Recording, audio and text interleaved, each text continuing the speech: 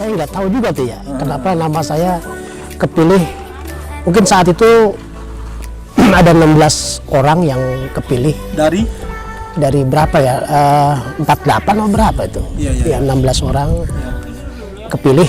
Ya bangga juga sih. Ya orang yang dipilih yang saat itu mungkin Pak Kiai ingin menggenjot lulusan PTA ini menjadi ulama lah segitu. Jadi ulama. Berarti ada persiapan ya, selain tentunya ilmu, ya. Ada persiapan khusus yang disiapkan oleh Pak Kiai Nur Ali sehingga seseorang atau santri PTA itu menjadi ulama. Apa yang antum rasain persiapan khusus menjadi ulama itu apa? Kalau persiapan itu saya nggak tahu, cuma mungkin dilihat dari materi materi kajian ya, materi ya. Kita mungkin nggak mungkin dong seorang ulama tanpa dibekali dengan basic keagamaan. Dalam hal ini bagaimana seorang ulama bisa mengistinbat sebuah hukum kalau tidak bisa membaca kitab kuning. Tidak mungkin bisa membaca kitab kuning tanpa menguasai tata bahasa yang baik, tata bahasa Arab yang baik. Oleh karena itu di PTA itu sepertinya Pak Kiai bagaimana siswa itu, mahasantri itu betul-betul menguasai nahwu. Oleh karena itu pelajaran yang kami terima pada waktu di PTA itu adalah diantaranya adalah Alfiyah Ibnu Malik. Yang dibaca apanya? Alfiyahnya atau? Kita baca teksnya, kemudian beliau menjelaskan. Ada peristiwa menarik. Saat itu kami yang namanya ya dikatakan mahasantri, kadang-kadang kita males untuk baca buku dalam pengertian Pak Kiai itu biasanya sampai di masjid itu kita belajar di masjid, baju tangan panjang nggak boleh lengan panjang, juga nggak boleh lengan pendek, nggak boleh. Kenapa? Jadi harus segini gitu. Apa alasannya? Pernah disampaikan Pak Kiai Nur Ali nggak? Mungkin apa? Ini ciri khas kali ya. Ciri khas yang pertama dari pakaian itu kita nggak boleh lengan panjang, nggak boleh lengan pendek, harus di sini. Oke. Ya, terus dari peci. Peci kita pada waktu di At-Taqwa nggak boleh pakai peci putih, harus pakai peci hitam. Tapi ketika sekolah di PTA harus pakai peci putih.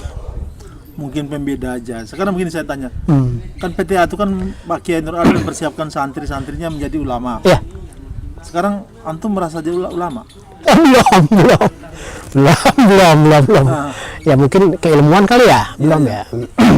Jadi kembali kepada tadi, Alfiyah itu memang Pak Kiai dalam mengajar ya luar biasa.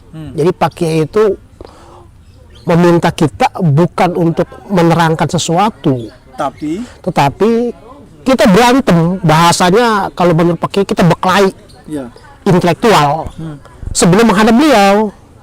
Ya, persiapan tuh. Jadi di kamar itu kita harus diskusi yang macam-macam, kemudian tidak bisa mengeluarkan jalan keluar, baru kita sampaikan kepada Pak Kiai ketika kita belajar menghadapi beliau. Iya, artinya bahwa menguasai ilmu alat itu, nahwu itu kan adalah keniscayaan, sesuatu yang harus dipelajari. Tapi ada bagian pelajaran yang mungkin di situ ada Kiai mempersiapkan antum semua menjadi ulama. Selain menguasai ilmu, ada nggak pelajaran lain yang di situ ada mungkin persiapan integritas pribadi atau apa itu? Iya. Apa itu? Ya mungkin kembali kepada kita nggak tahu dipersiapkan seperti apa, tapi kembali kepada tadi kitab-kitab kajian. Di situ ada lagi tadi mempersiapkan itu mental ya, karakter dan sebagainya. Itu kitabnya namanya Izzatun Nasyiin. Iya. Izzatun Nasyiin itu pakai benar-benar memotivasi kita untuk al-iqdam, maju dan sebagainya. Dia juga membandingkan negara satu dengan negara yang lain, menjadi seorang pejuang. Kita dipersiapkan untuk menjadi seorang pejuang, bukan menjadi seorang pekerja. Pekerja dalam hal ini misalnya kita kerja, kita dapat uang, bukan itu. Kita harus memperjuangkan Islam inilah. Iya. Ke masyarakat, artinya ulama itu ya basicnya ya masyarakat. Ada nggak bagian-bagian yang Kiai ajarkan bagaimana ya Izzatun Nasyiin macam-macam banyak materi itu lah. Tapi itu kan materi yang dipersiapkan secara umum lah. Iya. Terhadap kita di Bekasi sendiri. Iya. Khususnya ya di Bekasi lah. Ada nggak bagian-bagian penting dalam itu yang Kiai persiapkan bahwa kita memang harus eksis sebagai